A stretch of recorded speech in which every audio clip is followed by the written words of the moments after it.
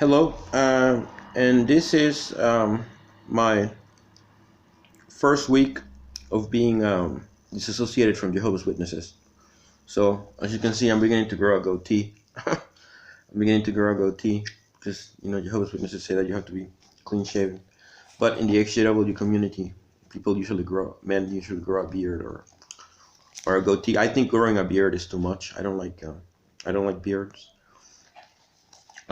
I'm happy with just a goatee, but I understand that, I need to move away from this sort of like stricture that I'm supposed to be clean shaven just because Joseph Rutherford said so back in 1931 or 1919 or whatever. He took over, and set up and began the process of breaking away from the true teachings of Charles Taze Russell, which are the true truth as far as like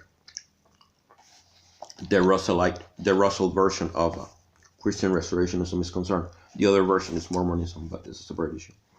Anyways, this video is about a disclaimer, and I want to make a disclaimer against hate and revenge allegations that I'm doing this because I hate Jehovah's Witnesses, or I'm doing this because I want some sort of revenge or something or whatever, or like engage in some sort of extortion or whatever. I don't know, any sort of nefarious motivation that is being attributed to me making these videos. This video is meant to serve as a disclaimer against that, especially in view of a recent video in which that was released in this channel, in which it states my evaluation of the case against homosexuality that we used to preach in the ex-gay ministry. I see that video has gotten a lot of views, so that's why I need to write this disclaimer. Make this disclaimer video. Anyways, the first point I want to make is that criticism of Jehovah's Witnesses is not hate speech. Criticism of Jehovah's Witness theology is not hate speech. I understand Jehovah's Witnesses call themselves their beliefs the truth, and they're entitled to do that among themselves. But outside of Jehovah's Witnesses, people are not required to agree that the Jehovah's Witness truth is the truth or like factual. So, to criticize obvious contradictions and problems with Jehovah's Witness theology is not engaging in hate speech, is engaging in legitimate criticism of an ideological position, which is basic human rights, Article 19. And in my case, 18, because I left that religion. So as a person who has left that religion, I have the right to publicly talk about my criticisms of the belief system of that religion. So it's not hate speech, it's exercise of human rights. The Watchtower Society is not above criticism, The Watchtower Society is not above criticism. Its leaders are not above criticism. The governing body is not above criticism. The circuit overseers are not above criticism. Bethelites, elders in the congregations are not above criticism. They are imperfect men, imperfect men who are not inspired, And the governing body has admitted, the Jehovah's Witness governing body has admitted that they are not inspired. So, they're clearly, if they're not inspired, that means they're imperfect. And according to Jehovah's Witness beliefs, they're subject to original sin, which means they're inclined to sin because of the fall of Adam. So, because they inherited, the consequences of the fall of Adam. So, they're inclined to sin, they're imperfect, and they're not inspired. All the men that run the Jehovah's Witness organization, and the same thing applies to everybody in every religion. In the evangelical Christian organizations that support, the ex-gay ministry are the same thing. They're not inspired. They're subject to original sin, which means that they're inclined towards sin, according to them, to their own belief system, and they're imperfect. So, none of these evangelical pastors or Jehovah's Witnesses that, preach hate against homosexuals, preach the hate theology against homosexuals are inspired or whatever. They're not inspired and they're not infallible. And they're not uncertain because of that. They're certainly not above criticism. You can criticize them and disagree with them. They're not. They don't have any. Their belief system doesn't have any sort of axiomatic, authoritative quality to it. So, it can be deconstructed and criticized. And I want to make this clear. I credit the Jehovah's Witnesses. Okay, I credit the Jehovah's Witnesses because they did make a positive impact on my life. Okay, they did impact me positively. You know, as a result of my involvement with Jehovah's Witnesses, I am drug, alcohol, and tobacco free. Right, I am drug, alcohol, and tobacco free. I don't have any addictions of any kind, and I intend to stay that way. You know, I'm not going to go back to smoking or drinking alcohol or doing like back in the day. You know, when I was a young person, I had a problem with crystal meth and marijuana. I'm not going to go back to that. You know? And this idea from Jehovah's Witnesses that if you leave the Jehovah's Witnesses, you will end up doing that you will end up going back to drugs, alcohol, and marijuana, or like drugs, alcohol, and tobacco is a lie. It's not necessarily true. You know, I'm not going back to tobacco. I'm not going to smoke again. You know? And as a result of Jehovah's Witnesses, I became disciplined, focused, and organized. And because I am disciplined, focused, and organized, it has enhanced my ability to, you know, survive in business and other commitments that I have. So, you know, I credit Jehovah's Witnesses with that. So, yeah. And this is not about revenge. I'm not doing this for revenge. I have absolutely no animosity towards Jehovah's Witnesses. They have the right to believe what they want to believe. But I believe I need to separate myself from them because I no longer believe in their belief system. I mean, it was just this charade I was playing, you know, for the last year. That year that I was PMO, physically and mentally out, playing this charade, you know, it just wasn't working towards the end. And, you know, you cannot hide, you know, what happens is that you cannot hide the fact that you no longer believe, you know. And this is why that guy on Reddit, I mentioned in another video, he wrote a posting in Reddit saying, you know, I mean, you can be PMO, it's great to be PMO, but you cannot be PMO forever. And he's right. You know, inevitably being PMO, physically and mentally out, means that you will end up either disassociating or being in disfellowship, because what happens is that once your views change, like it happened with me beginning in October 9, 2020, to November 11, 2021, when I finally disassociated, you know, progressively, as my views changed, I no longer was compatible. I wasn't in the same vibration with the rest of the congregation, you know. And the elders noticed. The elders noticed that I wasn't really in sync with, you know, the vibe or the modus operandi. So obviously they pre-marked me. You know, they marked me and then that began a process where I was presented with an ultimatum that I couldn't, you know, accept, and I was forced to, you know, leave the Witnesses because I cannot capitulate to what they wanted. You know? I cannot give them what they wanted. I cannot give them what they wanted from me. So I had to leave, and I did. So, but there is no hate, animosity, or nothing. What happened on October 9, 2020 is that my views changed. Okay, my views changed about Christianity, specifically the soteriology of Christianity, and it had to do with my discovery that Adam and Eve never existed, and then further research into, you know. And then another thing that happened was the moral break with Jehovah's Witnesses when I watched a video called "The Martyrdom of Gerald Scepter" on the Lloyd Evans channel. In that video changed, you know, my viewpoint, that was the moment of my moral break with the Jehovah's Witnesses, when I realized that, you know, their theology justifies the murder of an 11-year-old.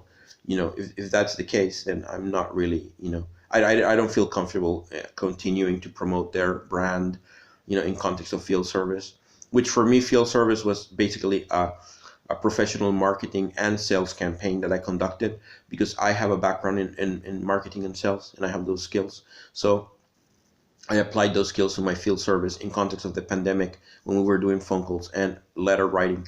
I turned it into a professional marketing campaign, promoting their website and doing special campaigns, whatever they wanted me to promote. So yeah.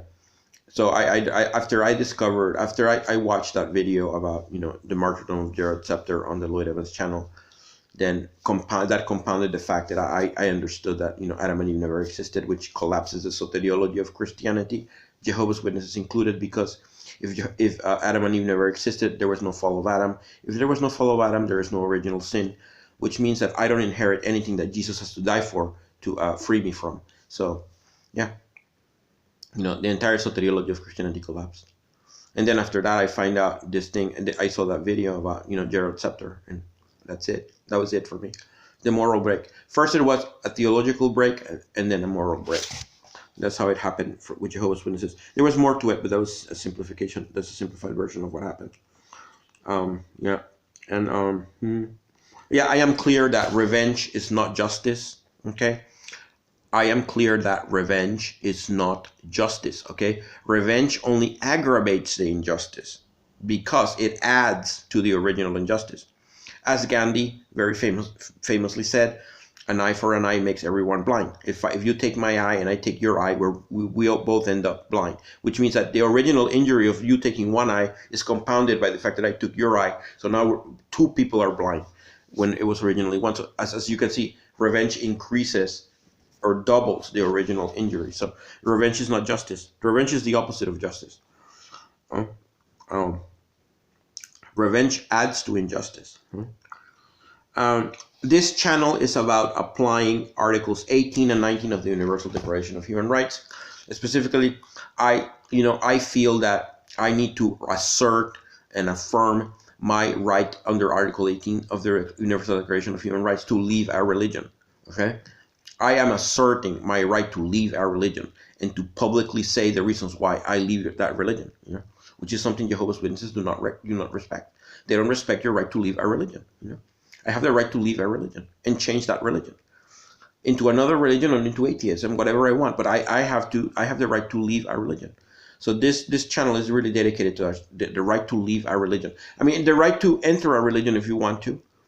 Article 18 includes the right to enter, but also the right to leave, which Jehovah's Witnesses do not respect, because Jehovah's Witnesses, they say that persons who are disassociate themselves must be treated the same as this fellowship wants. They're to be shunned, which probably already happened with me.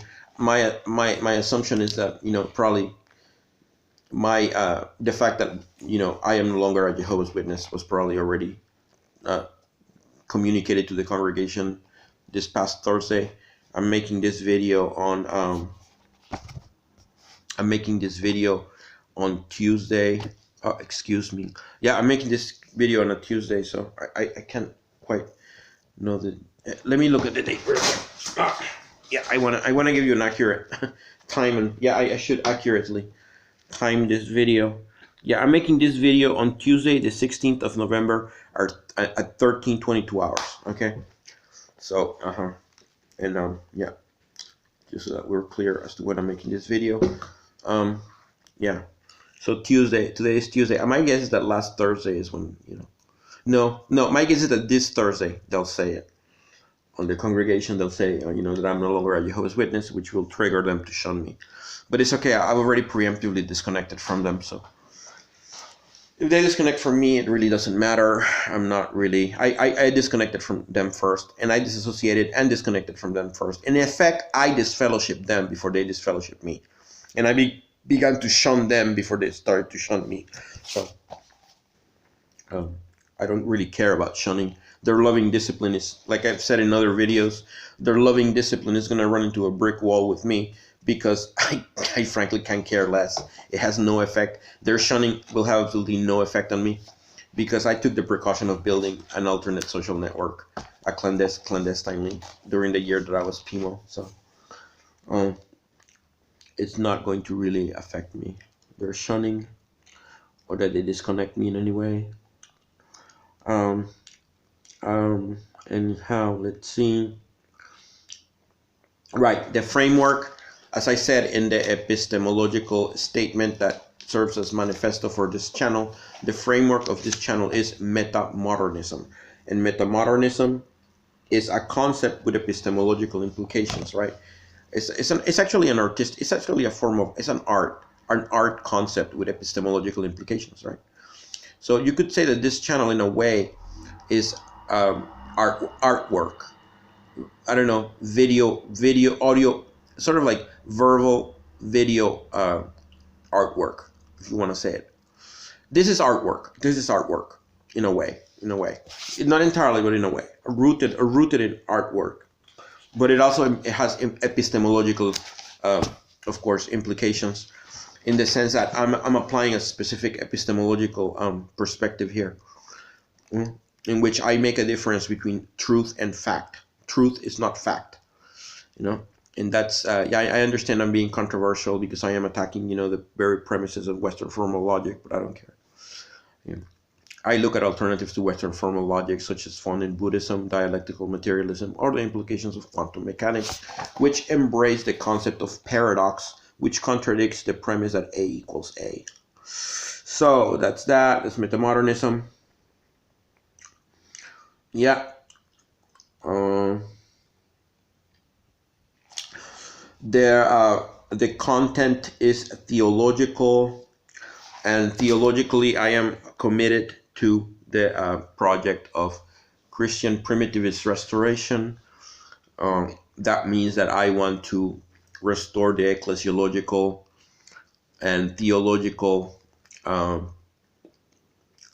perspectives or arrangements of the first century congregation. I am clear that there were two first century congregations, the Judeo-Christian congregation and the Apostolic congregation. I have an affinity and a bias towards the Apostolic congregation, but I acknowledge the fact that the Judeo-Christian congregation existed, and I respect their beliefs and theology, even though I don't share them. And yeah, so when I say I want to restore the ecclesiological and theological arrangements and perspectives of the first century congregation, I mean the apostolic one. And in that context, Charles Taze Russell, which is the restorationist, one of the two restorationists, 19th century restorationist leaders that I follow, not leaders, but there is just I consider that Charles Taze Russell was the Laodicean messenger of Christian primitivist restoration, whereas Joseph Smith was the prophet of Judeo-Christian, of Christian primitivist restoration. So, but as far as Charles Taze Russell is concerned, in his writings called Studies in the Scriptures, he lays the foundation for his restorationist project, which is based on 5 principles. All theology must be grounded on the Bible. God is one. God is not a trinity. Jesus was the Son of God, not God himself.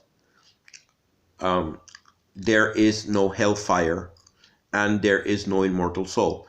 Those 5 principles, Charles Taze Russell argued, are necessary in order to achieve the restoration of the first century apostolic congregation. Do these values, do these theological positions apply? Like, could an argument be made that these theological positions apply to the first century apostolic congregation? Perhaps. That congregation did not have the Bible. The Bible had not been invented yet at the time of the first century.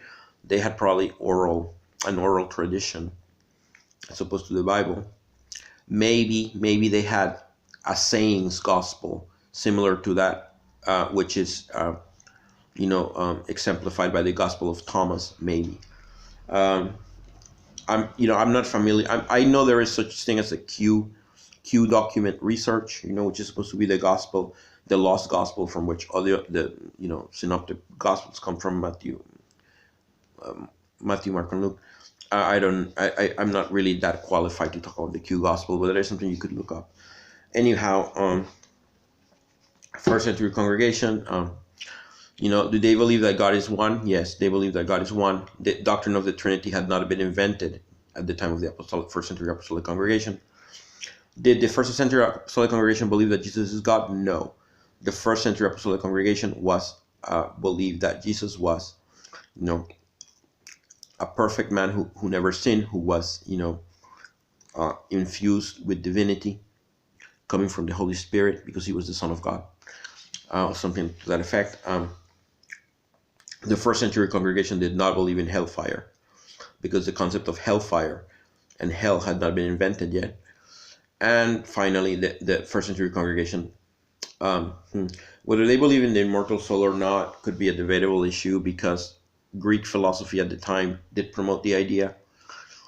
So maybe, I don't know, it could be that some of them believed in the immortal soul or not. I'm not sure. Or the immortal soul issue, you would have to consult, the historical research. There's different hypotheses as to what the first century apostolic congregation believed or didn't believe. You cannot really trust the Book of Acts or the of the Gospel or the Gospels, because the Book of Acts and the Gospels tell you what should have happened, not what really happened, and a lot of the stuff in those accounts is made up. You don't know what is fiction and what isn't in the Gospels or in the Book of Acts. So I wouldn't rely on those sources for like finding out what the first century congregation was like. But anyways, that's a tangent. Oh yes, and my politics, the politics that I espouse in this channel are syncretic, and that is deliberate. I deliberately promote syncretic politics in this channel. Okay, and that is because syncretic politics are congruent with the multi-perspectivist premise found in metamodernism. And metamodernism posits that while it is okay to embrace an ideal or set of ideals, even if they are diametrically opposed, I mean, you could embrace you could have the simultaneous experience of opposing perspectives. At the same time, even if that's the case, whether you're having the experience of one, ideal truth or several of them at the same time, there is a process of oscillation where you experience the so-called naive idealism of the truth construct, but then you pull back when you realize and when you are reminded that of the reality of multi-perspectivism, that there are many truths out there. So you acknowledge, you experience the truth or truths, but then you pull back and remember that there are many of them. It's many of them, not just one. So and again, my premise is that fact and truth are not the same thing.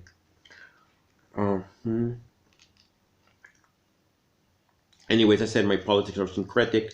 The politics that I espouse in this channel are deliberately syncretic, as opposed to spectral, which the whole left, center, right spectrum I don't acknowledge in this channel. I discard that notion, because that notion comes really from the seating arrangement in the French Parliament after the Revolution, where the aristocrats sat on the right, or not the aristocrats, but like the Girondins, the people who supported the conservatism, sat on the right, while the radicals sat on the left, and the Jacobins or whatever, their supporters, and then there were the centrists who tried to reconcile both sides.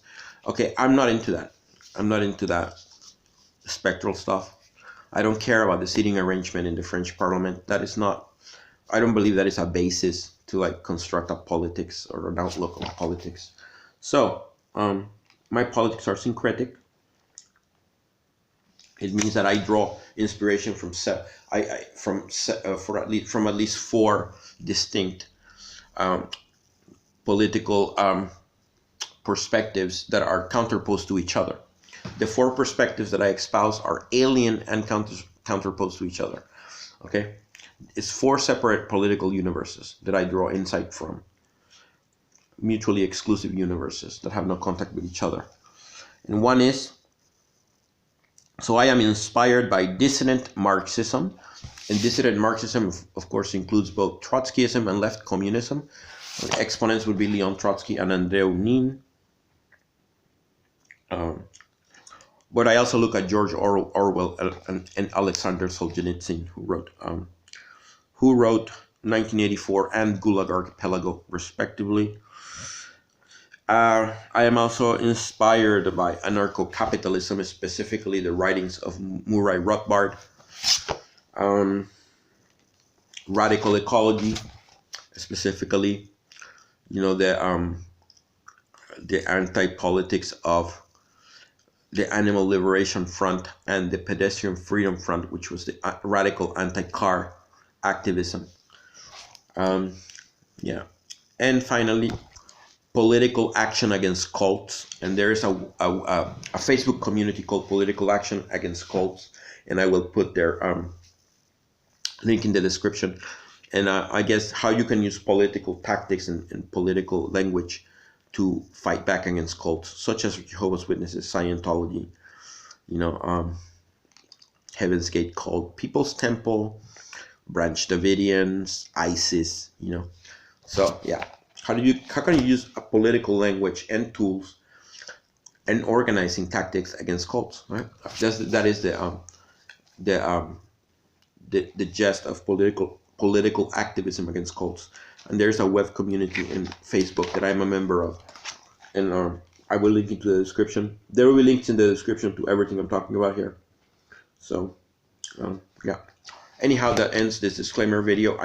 This channel is not about hate. This channel is not about revenge. Oh, another thing you're going to say maybe is that oh yeah. Because in some of these videos that I will be making, some political statements about anarcho-capitalism, I attack the welfare system, the Swedish welfare system. Somebody's going to say that the reason I'm attacking the welfare system is because I'm jealous that I don't have a welfare check or whatever, or like that I don't get a welfare check, so I'm jealous of those who do. Believe me, I'm not jealous of those who receive a welfare check. As to those who believe that I am envious because I don't get a welfare check, you can grab your welfare check and you can the Google algorithm does not allow me to say, but it involves an orifice that you can stick that welfare check into. Anyhow, right, so this is not about envy because I don't get a welfare check. That's not the reason I'm putting up this channel or any of this. So anyways, I just wanted to make those disclaimers. Thank you very much. See you in the next video.